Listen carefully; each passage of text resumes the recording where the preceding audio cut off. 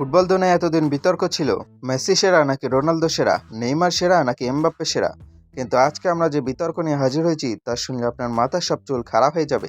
আজকের বিতর্ক হলো ফুটবল ইতিহাসের সবচেয়ে বড় কুফা বা আনলাকি প্লেয়ারকে, কিলিয়ান এমবাপ্পে নাকি আমাদের মরুভূমির কিংবদন্তি ক্রিস্টিয়ানো রোনালদো।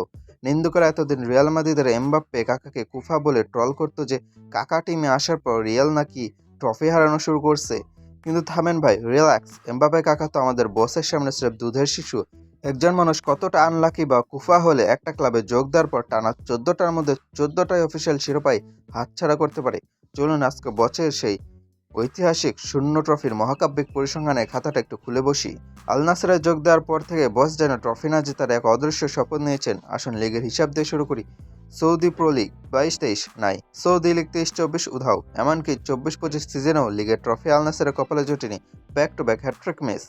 ধুর ভাই, লিগ তো রম্বারেসের খেলা, ওটা বাদ দেন। নকআউট টুর্নামেন্ট কিংস কাপে তো বস কাঁপাবেন, তাই না? কিন্তু আফসোস, কিংস কাপের খাতা খুললে তো চোখ দিয়ে অশ্রু নয়, রক্ত বের হয়ে আসবে। Kings Cup 22-23, Kings Cup 23-24 final থেকে বিদায়, কিংস কাপ 24-25 সেখানেও জিরো। আর এই তো কিছুদিন আগে টাটকা খবর, কিংস কাপ 25-26 সিজনেও আল নাসেরকে ট্রফিলেস করে ড্রেসিং রুমে পাঠাই দেওয়া হয়েছে। মানে কিংস কাপে ওনার ট্রফি না পাওয়ার একদম নিখুঁত 4 নম্বর বা চতুর্বৃত্ত রেকর্ড সম্পন্ন। গল্প এখানে শেষ না ভাই, এখনো তো সৌদি সুপার কাপ আর এশিয়ান চ্যাম্পিয়ন্স লিগের সিনেমা বাকি। সুপার কাপের দিকে তাকালে মনে হবে বস যেন ওখানে ট্রফি বর্জন কর্মসূচির ব্র্যান্ড অ্যাম্বাসেডর হয়ে গেছেন। 22-23-24 আর 25 টানা চারটা সৌদি সুপার কাপের একটাতেও আল নাসের ট্রফিও চেয়ে ধরতে পারেনি। প্রতিবারই ফাইনাল বা সেমিফাইনালে গিয়ে প্রতিপক্ষ দলগুলো আমাদের মানবতার ফেরিওয়ালের কাছ থেকে ট্রফি উপহার নিয়ে হাসতে হাসতে বাড়ি ফিরে গেছে।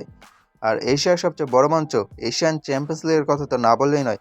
23-24 আর 24-25 সিজনে মেইন চ্যাম্পিয়ন্স লিগ থেকে তো বিদায় নিলেনি। ওনার কুফার জোর এতটাই যে এই 26 সালে এসে যখন দল সেকেন্ড টায়ার বা অপেক্ষাকৃত সহজ এশিয়ান চ্যাম্পিয়ন্স লিগ 2 এর ফাইনালে উঠল জাপানের এক অজানা ক্লাবের কাছে, সেখানেও 1-0 গোলে হেরে বস মেডাল বয়কট করে টান হয়ে ড্রেসিং রুমে চলে গেলেন। একটু ঠান্ডা মাথায় চিন্তা করেন ভাই, সৌদি লিগ 3টা, কিংস কাপ 4টা, সৌদি সুপার কাপ 4টা আর এশিয়ান চ্যাম্পিয়ন্স লিগে 3টা, টানা 14টার মধ্যে 14টা অফিসিয়াল টুর্নামেন্টে আল নাসের পুরো শূন্য হাতে ফিরেছে। একটা ক্লাব যোগ দেওয়ার পর যে একটা অফিসিয়াল ট্রফিও জেতা যায় না, এই অসম্ভবকে সম্ভব করে দেখেছে আমাদের শিউ বস। এখন আপনারাই বলুন, এমবাপ্পে কাকা বড় কুফা নাকি আমাদের বস বড় কুফা? এমবাপ্পে তো রিয়ালে এসে তাও মাঝে মাঝে গোল করে বা কোনো মতে সুপার কাপটা জিতে মুখ রক্ষা করছে। কিন্তু আমাদের বস আল নাসেরে যাওয়ার পর থেকে আল নাসেরের ফ্র্যাঞ্চাইজি ট্রফি ক্যাবিনেটের চাবিটাই মনে হয় হারিয়ে ফেলছে। ওনারা এখন কোটি কোটি ডলার খরচ করে প্লেয়ার কিনে হিসাব মেলাতে পারছে না যে টিমে কি আসলে কোনো ট্রফি আসবে, নাকি প্রতি বছরই শুধু রানার্স আপে সিলভার মেডেল দেখে সান্ত্বনা পেতে হবে। এই দিক দিয়ে বিচার করলে কিলিয়ান এমবাপ্পে বসের চেয়ে অন্তত 10 ধাপ পিছিয়ে আছে। কুফার আসল ট্রফি যদি কাউকে দিতেই হয় তবে সেটা বুক ফুলিয়ে বসের গলাতেই ঝোলাতে হবে।